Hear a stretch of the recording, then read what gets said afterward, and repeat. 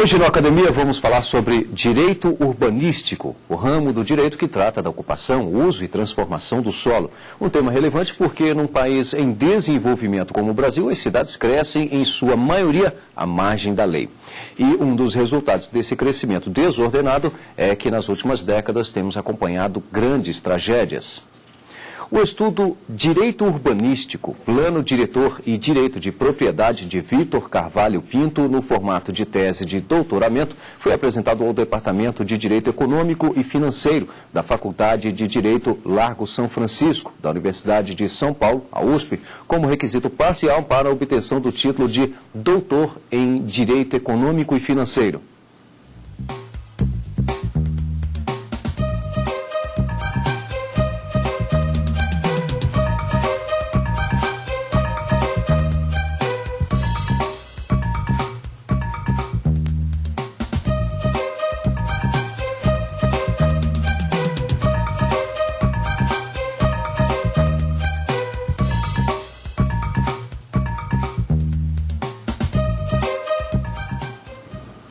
Vamos conhecer a bibliografia utilizada neste estudo e as publicações de teses e dissertações que estão chegando ao mercado editorial. No quadro Mestres e Doutores, a conversa é com o mestre em Direito Fabiano Jantalha, que fala sobre as dificuldades encontradas ao realizar um trabalho de pesquisa acadêmica. E no perfil, um pouco da trajetória jurídica de Rui Barbosa, advogado, diplomata, político e jornalista.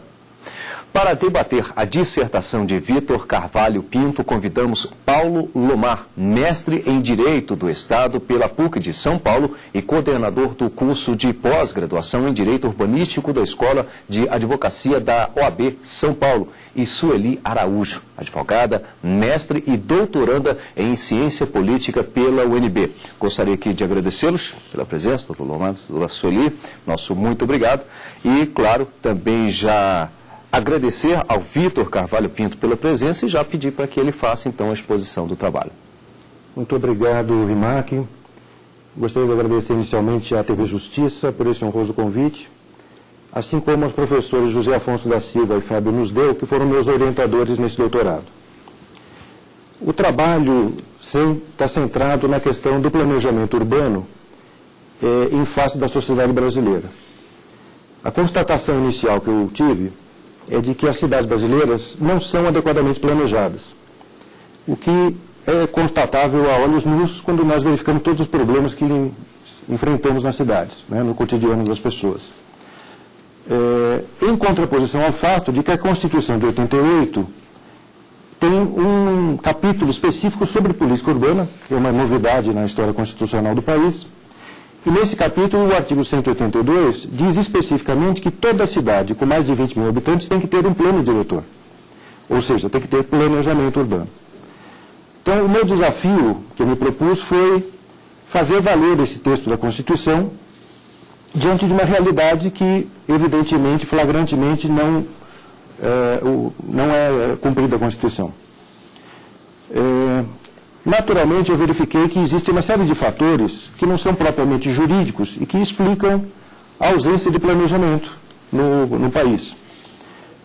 A má organização, a má estruturação das prefeituras, a cultura política imediatista, patrimonialista, clientelista, toda uma tradição imediatista da própria população. Mas eu me propus a procurar os aspectos especificamente jurídicos envolvidos nesse problema. E encontrei em dois institutos, basicamente. O Instituto do Direito de Propriedade e o Instituto do Plano Diretor. Eu verifiquei que a doutrina trata desses assuntos de uma maneira, por assim dizer, um pouco antiga, e com um fundamento em ramos do direito que não são o próprio direito urbanístico. Na questão do direito de propriedade, a maior parte da doutrina ainda está presa ao conceito civilista de direito de propriedade, segundo o qual o proprietário de um terreno tem o direito de fazer qualquer coisa nesse terreno, embora esse direito possa vir a ser limitado ou restringido por normas do poder público. Mas, de um modo inicial, se entende que o proprietário pode fazer qualquer coisa, ele pode construir qualquer coisa no terreno. O reflexo dessa doutrina, na prática, é que existe toda uma pressão do mercado imobiliário no sentido de diminuir essas restrições ao potencial construtivo do seu terreno, ou modificar o uso permitido pelo seu terreno, de tal maneira que ele se valorize. E essa valorização é apropriada pelo proprietário do terreno. Na doutrina tradicional do direito de propriedade, não existe como impedir o proprietário de se beneficiar de toda essa valorização decorrente das alterações na legislação de uso e ocupação do solo. Isso cria, então, toda uma pressão sobre o sistema político e sobre o sistema administrativo para que essas normas urbanísticas sejam feitas em benefício desses proprietários. E, no outro lado, que é o lado do poder público, nós temos que a questão do plano diretor, exigido pela Constituição, é visto, de um modo geral, como uma lei ordinária, normal, uma lei qualquer aprovada pela Câmara de Vereadores. E, se nós formos verificar qual é o processo legislativo pelo qual as leis normalmente são feitas, nós vamos chegar à conclusão de que ele é absolutamente incompatível com um conceito de planejamento. Por quê?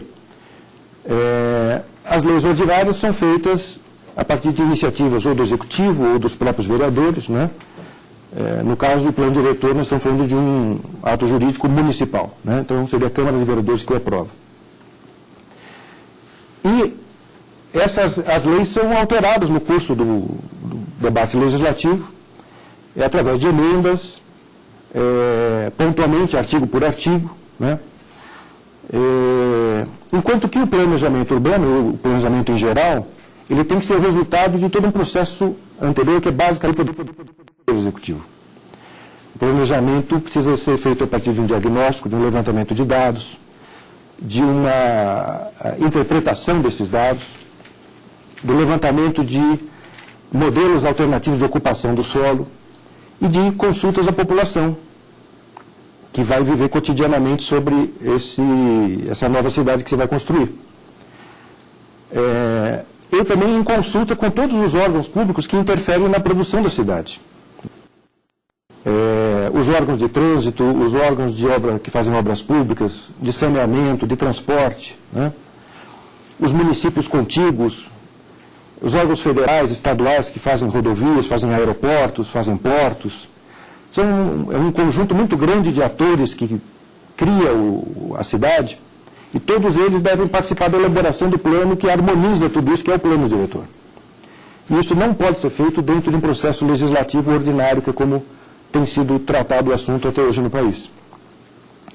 Então, na minha tese, eu procurei, a partir da doutrina europeia, que é mais avançada em termos de direito urbanístico, procurar os princípios gerais de direito urbanístico, os institutos básicos de direito urbanístico, como forma de construir o início de uma teoria geral do direito urbanístico. E essa teoria geral me pareceu que satisfatoriamente respondeu àqueles anseios que eu coloquei no início. De um lado, no que diz respeito ao direito de propriedade, no direito urbanístico se separa a propriedade do terreno do direito de construir sobre o terreno. São duas figuras jurídicas autônomas, né? Embora uma seja acessória da outra. Então, no direito urbanístico, não se trabalha com esse conceito de que se restringe um direito de propriedade que, de início, seria ilimitado. No direito urbanístico, se trabalha com o conceito de conformação do direito de propriedade pelos planos urbanísticos. Ou seja, a propriedade, originalmente, é uma propriedade rural. Para ela se tornar urbana, para se permitir a edificabilidade sobre ela, para se construir sistema viário sobre ela, só é possível isso depois que houver um plano diretor ordenando aquele território. Portanto, se inverte o sinal da teoria tradicional do direito de propriedade, pelo menos no que diz respeito à construção, né?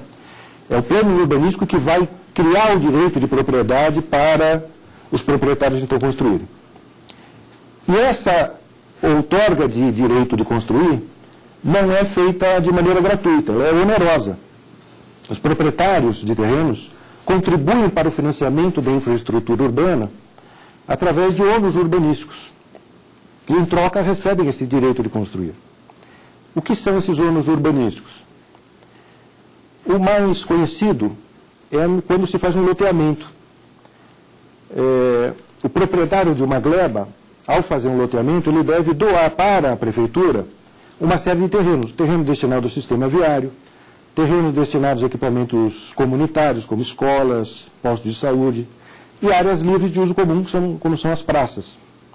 Então você vê que o proprietário de um terreno ele tem que doar alguma coisa para a prefeitura para, em troca, ganhar o direito de parcelar aquilo em lotes, e cada lote, então, vai ter um direito de construir. E o segundo tipo de ônus, mas esse já consolidado a partir do Estatuto da Cidade, que é uma lei de 2001, é a outorga onerosa do direito de construir, ou seja, é um pagamento em dinheiro, na verdade, quando se muda a lei de uso do solo e se permite uma verticalização de uma área que anteriormente era de casas térreas de baixa densidade. Então, quando se permite esse adensamento, essa verticalização, o Estatuto da Cidade prevê que o proprietário não deve se beneficiar da valorização do seu terreno por essa mudança de uso do solo. Ele deve contribuir financeiramente, através de um pagamento em dinheiro, para a prefeitura, um dinheiro esse que vai para um fundo de desenvolvimento urbano que vai ser utilizado na infraestrutura da cidade. Do lado do planejamento urbano, eu cheguei à conclusão de que nós deveríamos tratar o plano diretor como um instituto jurídico autônomo. Ou seja, o plano diretor não deve ser tratado como uma lei, em sentido material, elaborado daquela maneira que eu já descrevi, e nem tampouco como um ato administrativo que seria do Executivo. Eu entendo que o plano diretor é uma figura nova, um conceito novo no direito brasileiro, e eu respaldo essa afirmação no fato de que ele está previsto especificamente na Constituição. A Constituição, inclusive, não diz que o plano diretor é uma lei. A Constituição diz que o plano diretor é aprovado pela Câmara de Vereadores. E no fato de que a Constituição reconhece a existência do direito urbanístico. O artigo 24 da Constituição prevê especificamente a competência concorrente da União e dos Estados para legislar sobre direito urbanístico. O que significa que o direito urbanístico pode ter institutos e princípios próprios que não se confundem com os do direito administrativo ou do direito ambiental. E então a minha proposta doutrinária é que entendamos o plano diretor como um plano urbanístico, ou seja, como um instituto próprio de direito. Infelizmente, tanto a Constituição quanto o Estatuto da Cidade não regulamentaram, a meu ver, adequadamente o plano diretor. Isso tem prejudicado muito a prática do planejamento urbano também, na medida em que cada município está elaborando um documento com base no que era feito antes, com base na tradição administrativa daquele próprio município. E, em muitos casos, estão tratando o plano diretor como um documento de diretrizes, um documento muito vago, que depois venha a ser regulamentado por alguma lei específica, em geral uma lei de uso e ocupação do solo, ou uma lei de zoneamento. A meu ver, o plano diretor já deveria ele mesmo conter esses zoneamentos e normas de uso e ocupação do solo no seu conteúdo, assim como a previsão das principais obras públicas que devem ser realizadas na cidade, né? Como isso não está sendo feito, a gente verifica que as obras públicas não são adequadamente planejadas, cada órgão setorial faz as obras que entende convenientes, e as normas de zoneamento e de uso e ocupação do solo são feitas por meio de leis ordinárias, sem nenhum planejamento urbano, de maneira muito casuística. Então, basicamente, a minha contribuição é nesse sentido. Por um lado, a ideia de que alterações de uso e ocupação do solo não devem beneficiar diretamente os proprietários das terras. Os proprietários devem ser neutros com relação a isso, né? Nem se beneficiar, nem ser prejudicado pelas alterações nas normas de uso e ocupação do solo. E o princípio para isso é a separação do direito de construir do direito de propriedade, que eu procurei cunhar a expressão patrimonialização do direito de construir na minha tese, né? A ideia de que o direito de construir tem um status patrimonial autônomo com relação ao direito de propriedade do solo. E, por outro lado, a ideia de que o plano diretor é um documento técnico, um documento de urbanismo, inclusive deve ter responsáveis técnicos, autores do plano diretor, né? Profissionais habilitados pelo sistema CONFIA, ou seja, urbanistas, né? Claro que dentro de uma equipe mais ampla de outros profissionais de apoio, e que esse documento, uma vez negociado com todos os interessados, discutido com a sociedade, deve ser, sim, submetido à Câmara de Vereadores para eventualmente ser aprovado ou rejeitado. Seria basicamente esse o conteúdo da minha tese. Deixa eu mostrar aqui, antes da bibliografia utilizada neste estudo, o trabalho que se transformou nesta obra literária, Direito Urbanístico, Plano Diretor e Direito de Propriedade. É a tese de Vítor Carvalho Pinto, a qual nós estamos apresentando hoje, aqui no programa Academia. Está aqui, Vítor Carvalho Pinto, Direito Urbanístico, Plano Diretor e Direito de Propriedade, que é o tema justamente da tese apresentada aqui no programa Academia de hoje. Bom, é hora de conferir parte da bibliografia base deste estudo. Direito Urbanístico Brasileiro, segunda edição, de José Afonso da Silva, editora Revista dos Tribunais.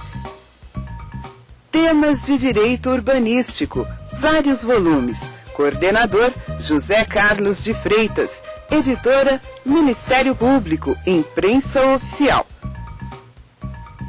Cidades brasileiras, seu controle ou o caos? O que os cidadãos devem fazer para a humanização das cidades no Brasil?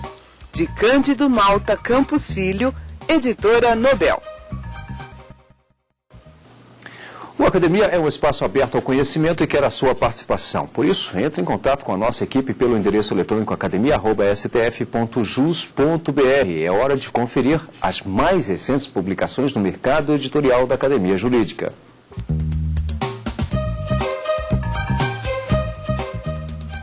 O regime da comunhão parcial de bens no casamento e na união estável. Tese de Mariane Gonçalves Maia. O contrato de doação. Dissertação de Pablo Stolze Gagliano. Segurança jurídica e súmula vinculante. Tese de Jorge Amauri Maia Nunes. Nós vamos a um rápido intervalo e em seguida estaremos de volta com o programa Academia.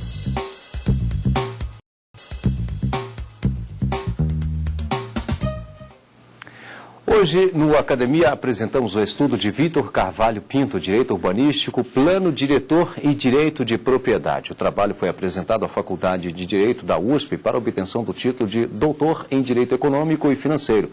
Para debater a tese de doutorado, convidamos Paulo Lomar, ele que é mestre em Direito do Estado pela PUC de São Paulo e também coordenador do curso de pós-graduação em Direito Urbanístico da Escola de Advocacia da OAB de São Paulo. E também Sueli Araújo, advogada e mestre e também doutoranda em Ciência Política pela UNB, a nossa Universidade de Brasília, aqui inclusive já gostaria, professora, de contar com a sua participação aqui no programa Academia. Bom, eu gostaria primeiro de agradecer a produção do programa pelo convite e destacar a relevância do estudo desenvolvido pelo Vítor para a própria área em que ele tem preocupação em fortalecer, para a própria institucionalização do direito urbanístico.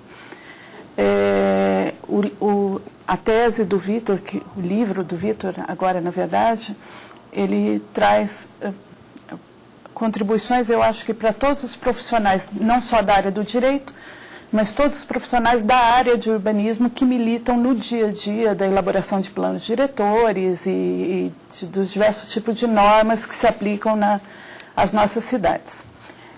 O meu primeiro questionamento é em relação à questão do plano diretor como um instituto jurídico autônomo. O Vítor traz uma proposta bastante diferente do tradicional, de considerar o plano diretor um documento eminentemente técnico, que seria aprovado ou não por uma lei municipal. E ao fazer isso, ele dá uma relevância bastante grande para o papel do urbanista, né? O urbanista, como um ator técnico, ele coordenaria diversos atores políticos e sociais para a melhor decisão sobre como vai ser a alocação das diferentes atividades socioeconômicas que ocorrem no espaço urbano. O meu questionamento é o seguinte: ao longo da tese, se o autor não entende que estaria presente uma visão excessivamente negativa do político e excessivamente benéfica do técnico urbanista. Explicando melhor. Ao elaborar, ao coordenar um plano diretor, seria possível que o profissional urbanista venha a se despir de todos os seus valores, de toda a parte ideológica, e passe a atuar apenas como um técnico neutro? Existe essa neutralidade na prática? Ou isso não seria também uma visão ingênua do dia a dia? Quer dizer, o urbanista não é influenciado pela política, por valores, e esses valores não passariam a estar refletidos nesse plano? Agradeço muito a pergunta da professora e colega Sueli. O princípio do nosso raciocínio é de que não existem instituições perfeitas. Todas as instituições lidam com o ser humano, e o ser humano sempre tem uma série de vieses, né? Então, o que o direito tem que fazer é criar procedimentos, criar normas, instituições, para que esses vieses, essas preferências, esses interesses, de alguma maneira, ao interagir entre si, criem um resultado final melhor para a população em geral, né?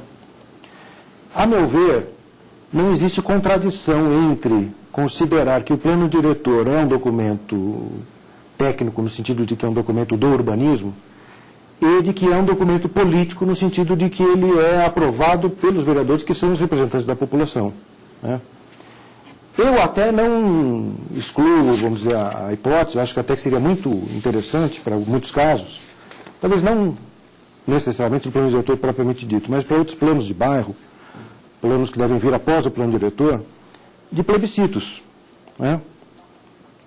Ou outras formas de articulação, como o concurso. Nós vemos que Brasília, por exemplo, é resultado de um concurso público, um concurso de projetos, né?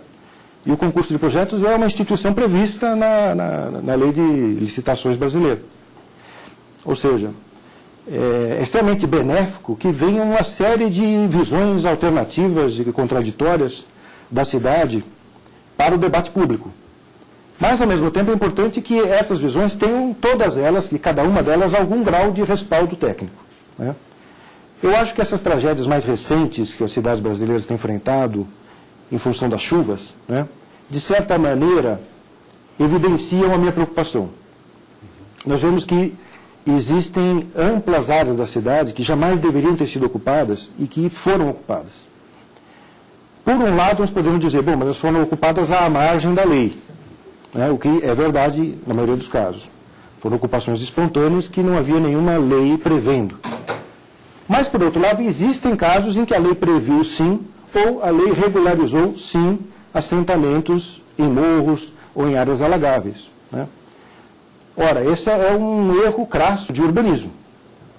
Então, caberia perguntar, quem é o responsável técnico por essa lei que previu a ocupação de áreas eminentemente alagáveis da cidade, né? Ou que previu a ocupação e a regularização de áreas de risco que, posteriormente, deslizaram e soterraram uma série de pessoas. Porque existe ciência capaz de impedir isso. Existe conhecimento técnico, não é conhecimento sofisticado, não. É conhecimento elementar de engenharia, geotecnia, arquitetura, né? Então, é preciso que esse conhecimento seja colocado em prática, né? Por isso é que eu acho que existe um mínimo denominador comum que é técnico, né? Agora, claro, o urbanista tem vieses, o urbanista tem a sua visão de cidade, sua visão de mundo, né? Mas se o sistema político não concordar com a visão dele, ou da equipe que ele coordena, etc., simplesmente não vai aprovar esse plano.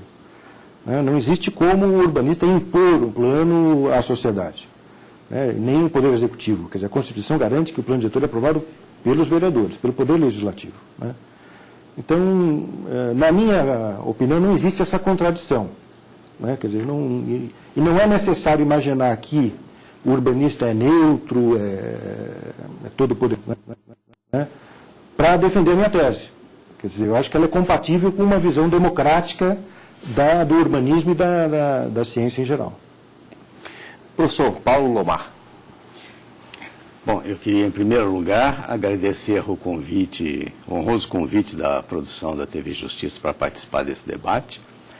E gostaria também destacar o importante trabalho realizado pelo Dr. Vitor, que realizou uma pesquisa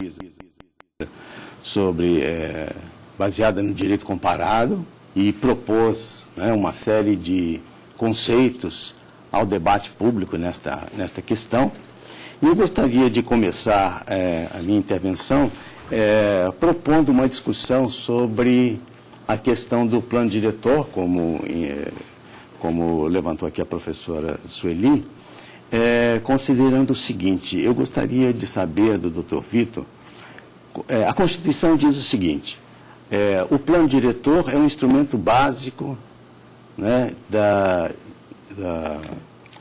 expansão urbana, é um instrumento básico de gestão da cidade. Eu não me lembro aqui exatamente se é o parágrafo 2º do artigo 182 que faz esta referência. E, consequentemente, a própria Constituição, ela estabelece um grau diferenciado para o plano diretor. Não é uma lei como outra qualquer. Para ser um instrumento básico, evidentemente, o plano diretor não pode ser alterado ao arbítrio de qualquer um a qualquer momento. Ele precisa ter uma certa estabilidade e existirem restrições à sua mudança, ou melhor, condicionamentos para a sua mudança dentro de um determinado prazo, que deve ser um prazo mais longo.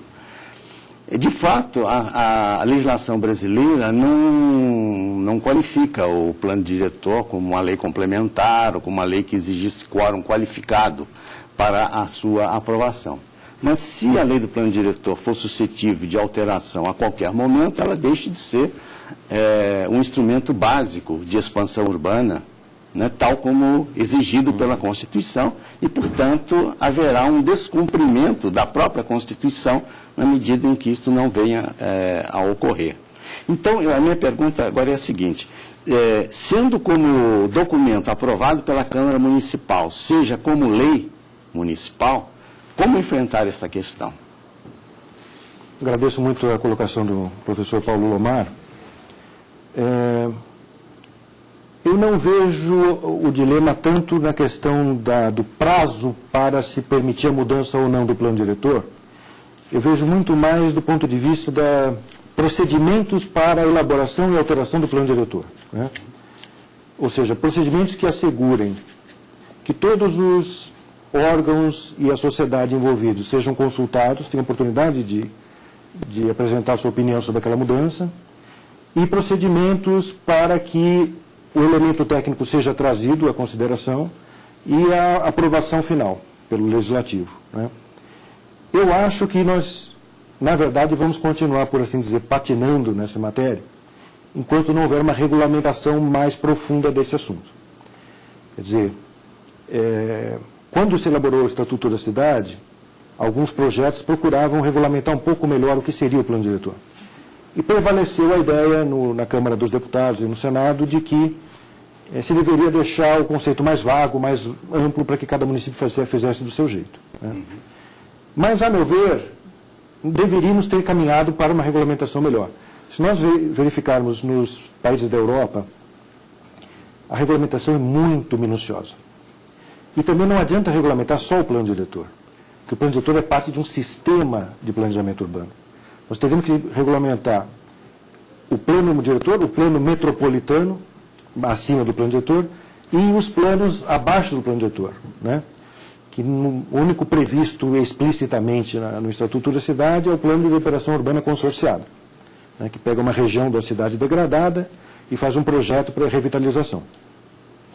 E nós temos mais antigo o projeto de loteamento.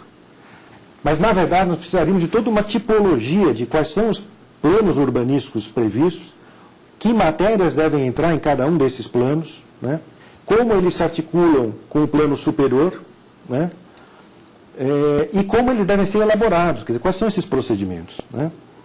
Eu me lembro de ter visto a legislação de Portugal, havia uma regulamentação incrivelmente minuciosa de consultas, sistema de consultas.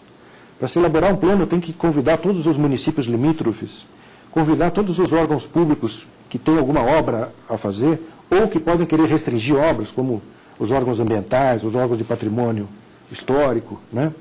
Todos para se sentar na mesma mesa. Claro que o pressuposto de tudo isso é o que eu chamo de princípio da reserva do plano, ou seja, tem obras e tem matérias que só podem ser colocadas em prática, em execução, se previstas no plano. Lamentavelmente, no Brasil, nós não reconhecemos esse princípio, praticamente, principalmente no que diz respeito ao poder público. O poder público faz obras, as mais variadas, sem tomar conhecimento do plano diretor, mesmo quando ele existe e é bem feito, né? Por exemplo, concessionários de serviços públicos levam linhas de transporte, levam linhas de energia elétrica para bairros e para regiões e que, eventualmente, o plano diretor recomenda que não sejam ocupadas ou adensadas, né? Então, eu acho que nós estamos num estágio ainda muito primitivo, vamos dizer, até conceitual, do que é o direito urbanístico no país. Mas, no que diz respeito especificamente ao plano diretor e a assegurar a sua coerência técnica e interna em termos de planejamento, eu realmente acho que, enquanto nós não tivermos uma regulamentação muito mais precisa, nós não vamos avançar. E é uma regulamentação não apenas jurídica, é uma regulamentação muito técnica, né? Quer dizer, é preciso que urbanistas, engenheiros, vários setores se juntem, analisem como funciona o direito comparado e façam uma adaptação e construam um modelo brasileiro, mas um modelo explícito, bastante claro, bastante preciso, do que são esses documentos de planejamento urbano. Professor Vitor, o senhor cita no 7º capítulo a patrimonialização do direito de construir.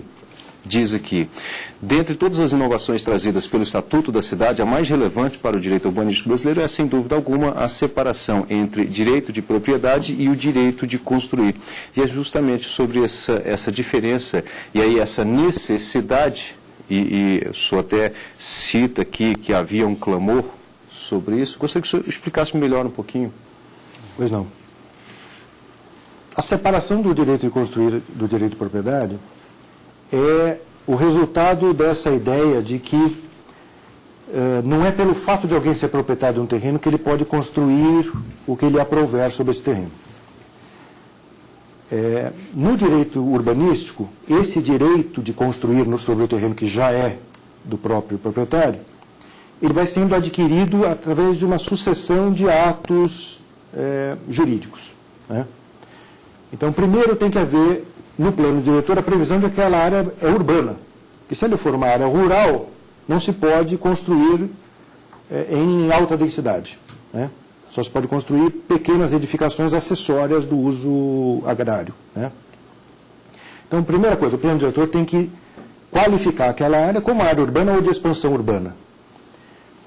Em seguida, um outro plano urbanístico, que no caso mais comum seria o projeto de loteamento, tem que fazer o desenho urbano de como vai ser ocupada aquela área. Nesse desenho urbano vai se prever, então, onde vão ser os lotes. Só depois que se tem os lotes é que alguém pode pensar em construir alguma coisa. O lote ele é a parte privada do loteamento, mas o loteamento também tem a parte pública, né?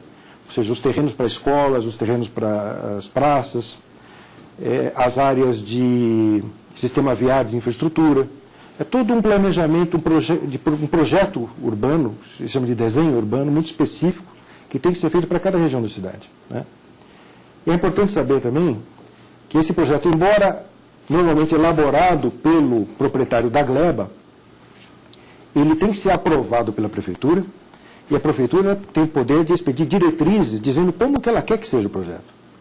Ou seja, na verdade, a Prefeitura é que decide se ela quer que seja feito esse loteamento e qual é o perfil urbanístico que ela quer que seja feito esse loteamento. Só dentro dessas diretrizes é que o loteador, então, faz o projeto. E só depois disso é que dá origem ao lote, né? Esse lote, por sua vez, vai ser matriculado no registro de imóveis e vai ter uma existência autônoma, né? Vai desaparecer a gleba e vão aparecer. Só a partir daí é que o proprietário do lote pode, então, fazer um projeto de arquitetura para edificar, né? Mas essa edificação também não é livre. Ela é uma edificação já programada pelas normas urbanísticas anteriores, que vão dizer se ele é uma área residencial, se é uma área comercial, industrial, se é uma área de ocupação de baixa densidade, se pode haver verticalização, né? Sem essas normas urbanísticas, não faz sentido construir no terreno, né? Porque pode acontecer justamente se criar fatos consumados que posteriormente a cidade descobre que estão atrapalhando o funcionamento geral da cidade, né? Pode haver se criar um bairro de alta densidade onde não existe sistema viário e transporte adequado para as pessoas, né? Então é por isso que só depois de toda essa programação urbanística que se cria o direito de construir e que aí sim é um direito do proprietário, né? Mas simplesmente agora, eventualmente e construir. Exatamente. Agora, acontece que a cidade também é dinâmica. Então, onde originalmente se previa uma ocupação de baixa densidade, de casas térreas, é possível, em muitos casos acontece, de se entender que é necessário agora verticalizar e adensar aquela região, né? Então, é preciso ampliar o direito de construir daqueles terrenos. Mas essa ampliação não pode cair de graça para o proprietário, que levaria alguém a ficar rico do dia para a noite, né? Então, se vai haver esse benefício, é preciso que esse proprietário beneficiário também contribua financeiramente, inclusive, devolvendo de alguma maneira essa valorização do seu terreno para o poder público. Bom, agora nós vamos a um rápido intervalo, em seguida estaremos de volta com o programa Academia e mais debate. Até já.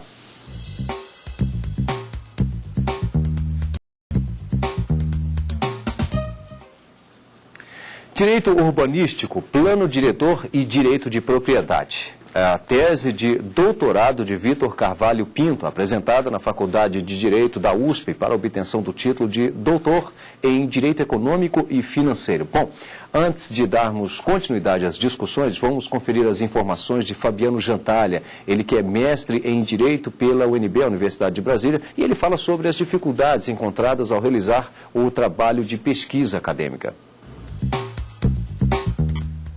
Dentre as muitas dificuldades que eu enfrentei na elaboração da minha dissertação, a primeira, sem dúvida nenhuma, foi o tempo, principalmente por trabalhar, né? Então, acho que a primeira coisa que o acadêmico deve fazer é se programar bem, tanto na fase de curso das disciplinas, quanto na fase de elaboração. Se possível, até na elaboração, fazer como eu fiz, dedicar um tempo exclusivo para isso. Sem dúvida, uma outra dificuldade muito importante que a gente costuma enfrentar é a delimitação do tema. Um bom trabalho de mestrado ou um bom trabalho de doutorado é aquele que fala bastante coisas sobre um tema bem delimitado. Então, não adianta querer se perder muito em conceitos e gastar muito do tempo e muito da dissertação na hora de escrever com conceitos, né? É importante mesmo você delimitar o seu tema, falar especificamente sobre ele e falar profundamente. É isso que agrega valor ao trabalho. Professora Sueli. Bom, vamos lá. Eu gostaria de colocar em pauta agora a questão do papel dos estados. O Vitor colocou que o Estatuto da Cidade, que foi a principal lei federal nesse campo do direito urbanístico, em relação ao plano diretor, a lei detalhou muito pouco, né? Ela abriu para os municípios fazerem seus planos diretores conforme o seu entendimento do que seria o plano diretor, e ele defendeu que a lei deveria ter avançado mais e colocado pelo menos um modelo básico do que seria o plano diretor. E aí eu lanço a pergunta se esse detalhamento ele não seria feito de uma forma mais consistente pelos estados. o plano diretor para Piripiri, no Piauí, que é uma cidade na beira do Parque Nacional de 7 cidades. Maravilhoso o lugar. E São Paulo, uma megalópole como São Paulo, o conteúdo mínimo pode ser o mesmo? Não seria o caso dos estados terem uma legislação mais detalhada, conforme as suas características e conforme até os tipos de cidades que existissem naquele estado, e a legislação estadual complementar essa lacuna? Eu, particularmente, concordo inteiramente com a ideia de que os estados deveriam legislar sobre essa matéria. Que, aliás, a rigor, é o modelo da própria Constituição, quando colocou o direito urbanístico entre as competências concorrentes, prevendo que a União editasse normas gerais e os estados, então, as normas específicas, né? Eu registrei na minha pesquisa, como lei estadual, que eu considerei muito boa, lei do estado do Rio Grande do Sul, né? Havia também uma lei que eu considerei muito boa, aqui do próprio Distrito Federal, mas posteriormente ela foi revogada, então hoje em dia ela já não está mais em vigor. Mas me parece que a lei do Estado do Rio Grande do Sul ainda está em vigor. Ela regulamenta, a meu ver, satisfatoriamente o que é o plano diretor e outras matérias urbanísticas, né? Então eu concordo inteiramente, o ideal seria que os estados assumissem essa tarefa e se propusessem a regulamentar tudo isso, até porque é saudável que haja mais de um modelo no país, né? O que faria com que os melhores modelos ao longo das décadas fossem copiados e se disseminassem, né? Que, aliás, é o que acontece em outras federações, como os Estados Unidos, o Canadá, né? Você veja que nos Estados Unidos não existe uma lei federal de urbanismo. O que se fez na década de 20 foi uma espécie de minuta padrão a nível federal que foi oferecida aos estados, e cada estado adaptou aquilo à sua realidade. Então, as leis estaduais são até parecidas entre si, mas elas não têm realmente uma lei federal superior, né? Agora, eu preciso registrar também que, mesmo que houvesse uma norma federal, ela poderia estabelecer normas distintas para municípios de complexidade distinta também, né? O fato de ser uma norma estadual, mesmo que fosse estadual, tanto federal quanto estadual, não significa que o conceito que se definir de plano diretor tenha necessariamente que ser idêntico para os municípios pequenos e para as grandes metrópoles, né? E, em geral, nos países europeus existe essa separação, essa distinção de complexidade do plano diretor para cada escala de município, né? Mesmo que a norma seja editada numa única instância, né? Com relação ao plano metropolitano, concordo também, acho que é um dos temas mais fundamentais hoje em matéria urbanística no país, né? Por quê? Porque a Constituição previu o plano diretor como um documento municipal, mas a população brasileira, em sua grande maioria, mora em grandes metrópoles conurbadas. Quer dizer, uma metrópole conurbada é uma cidade que se espalha por vários municípios. Então, é até intuitivo que não há como fazer um planejamento integrado se cada município fizer o seu plano autonomamente, né? Então, de um lado, eu acho que os municípios deveriam ser obrigados a se consultarem reciprocamente quando elaboram seus planos municipais. Mas, de outro lado, acho que é indispensável que haja um único plano metropolitano que deva balizar esses planos municipais, né? Esse plano metropolitano, a meu ver, ele teria, sim, o status constitucional de plano diretor, né? Desde que houvesse a lei complementar criando aquela região metropolitana e atribuindo essa função para a região metropolitana. Ele deveria entrar em normas de uso do solo e, principalmente, ele deveria fixar as grandes obras de infraestrutura que devem ser realizadas na cidade, né? E ele deveria ser aprovado pela Assembleia Legislativa, porque o plano diretor é aprovado pelo Poder Legislativo. Então, numa região metropolitana, teria que ser a Assembleia Legislativa, né? Independente da polêmica que existe sobre como deve se organizar uma região metropolitana, que é até um assunto em discussão no Supremo Tribunal Federal, né? Tá, mas aí nessa figura que o senhor traz da Assembleia Legislativa, ficaria então as casas, a Câmara de Vereadores? Não seria mais o caso? Não, na verdade, nós teríamos que ter os dois, né? Sim. Tá. Quer dizer, a Assembleia Legislativa aprovaria o plano metropolitano com um um grau de detalhamento menor, né, a ser posteriormente detalhado pelos planos diretores municipais. Nós teremos 2 níveis de plano diretor, né? É por isso que eu digo que nós precisamos de uma regulamentação melhor dessa matéria, né, que diga qual seria exatamente o conteúdo do plano metropolitano, qual seria o conteúdo do plano diretor. E nós não temos uma norma em vigor no país separando esses 2 conceitos, né? O que não impede que o plano metropolitano seja feito, quer dizer, ele deve ser feito. Mas ele não excluiria o plano municipal. O plano municipal teria que ser balizado, respeitar o plano metropolitano. Professor Paulo. Só pegando o finalzinho dessa discussão, eu diria o seguinte: nós aqui no Brasil temos uma dificuldade que é o fato de sermos um país de grande dimensão territorial e de grande diversidade de situações, né? Tanto que o legislador constituinte, a meu ver, ele teve dificuldade em hierarquizar planos, né? Porque a realidade brasileira intuitivamente suscita a ideia de que os planos têm que ser gestados de baixo para cima, né?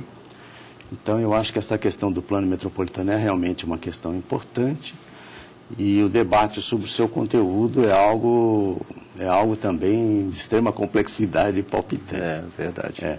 Agora, eu queria retomar um pouquinho aquela discussão sobre a questão do direito de propriedade para levantar um ponto que o Dr. Vitor colocou no seu trabalho, que é a questão do princípio da vinculação situacional, né? Mas, preliminarmente, eu queria colocar um pouquinho o seguinte, que realmente nós aqui no Brasil temos uma cultura jurídica muito ainda impregnada dos conceitos originários do Código Civil de 1916 a respeito de direito de propriedade, né? Mas ainda temos muito isso. Entretanto, em 2002 nós passamos a ter um novo Código Civil, né, que introduziu a questão da função social da propriedade no direito de propriedade, né, no âmbito do Código Civil. E um aspecto que eu acho que é muito esquecido é a questão qual o Dr. Vitor já mencionou, a questão da limitação do direito de propriedade. Antes, no Código Civil de 1916, havia um dispositivo que dizia que a propriedade é ilimitada. E essa palavrinha foi revogada, não consta mais do atual Código Civil. Então, no direito de propriedade brasileiro, a propriedade é definida pelo princípio da função social. E no caso da propriedade urbana, conformada pelo plano diretor, sem dúvida nenhuma. E aí entra a questão onde, no seu trabalho, sustentou a questão, o princípio da vinculação situacional. Eu lhe pediria que desenvolvesse um pouco esta noção, este conceito, em função desses aspectos do direito de propriedade e também da ausência de plano diretor e tal, né, as situações em que esse princípio seria aplicado. Perfeito. Esse princípio da vinculação situacional eu trouxe do direito português, que me parece também ele é desenvolvido no direito alemão. Na verdade, faz parte daquela ideia de inverter o sinal quando se pensa em direito de propriedade. Uhum. Né? Quer dizer, em lugar de nós pensarmos em direito de propriedade como uma prerrogativa do proprietário de fazer alguma coisa com a terra, que alguma norma, seja urbanística, seja ambiental, seja de patrimônio histórico, paisagístico, depois vem restringir, nós pensamos com sinal trocado. Ou seja, originalmente, o proprietário de um terreno, ele não tem o direito de fazer qualquer coisa com o terreno. Se não houver nenhuma norma posterior, específica para aquele terreno, isso vale não só para o direito urbanístico, vale para todos esses outros ramos do direito também. O terreno não é declarado como uma área de proteção especial, uma área de preservação pelo direito ambiental. Vamos supor que ele não seja declarado. Nem por isso já automaticamente se presume que ele possa ser desmatado, construído, feito qualquer tipo de edificação nele. o que se deve presumir, sim, é que se pode fazer qualquer uso compatível com a situação em que ele já se encontra e com que o entorno dele se encontra, né? Então, se eu tenho um terreno no meio da floresta amazônica, eu não deveria presumir que, a menos que ele seja declarado um parque nacional, o proprietário pode desmatar a floresta, né? Eu deveria presumir, em princípio, de que ele é floresta. Eu comprei uma floresta, então eu não posso desmatar a floresta, porque o que eu comprei era floresta. Esse, vamos dizer, seria o princípio básico, né? Claro que tem que ser analisada a legislação no direito positivo de cada ramo do direito, no caso, o Código Florestal, etc. Mas como uma teoria geral, eu proponho que se encare assim o direito de propriedade, né? Por que isso é necessário? Porque em grande parte do território brasileiro não existe nenhum plano urbanístico, né? Claro que hoje isso é uma realidade mais dos pequenos municípios, né? Os grandes e os médios, todos eles praticamente já têm um direito urbanístico, já têm ou um plano diretor, uma lei de ocupação do solo. Mas nós temos amplas áreas do território onde não existe plano diretor. E nós temos a área rural, e principalmente a área contígua, a área urbana, que é rural, mas existe, vamos dizer, uma pressão muito grande pela sua urbanização.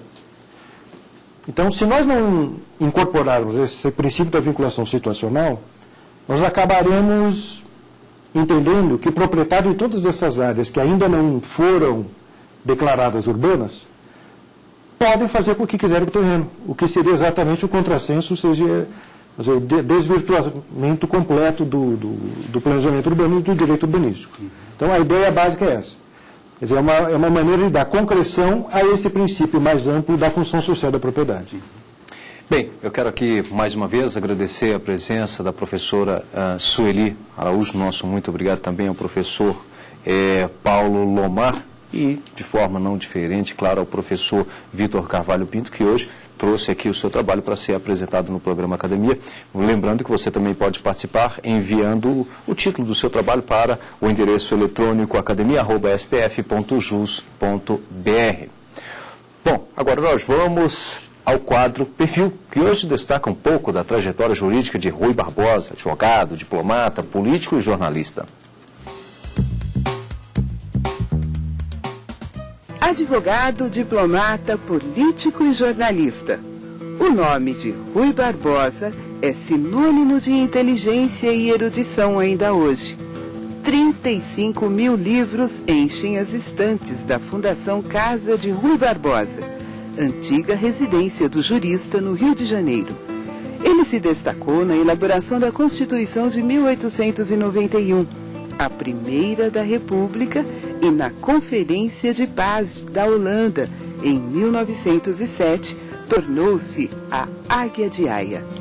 Foi também ministro das Finanças e membro da Academia Brasileira de Letras. O republicano Rui defendia a igualdade de salários entre homens e mulheres, a proteção à trabalhadora gestante e a liberdade religiosa. Depois da abolição, mandou queimar os registros da escravidão para não pagar a indenização exagerada que ex-proprietários de escravos cobravam do governo. Com uma única frase, Rui Barbosa ganhou o aplauso dos abolicionistas.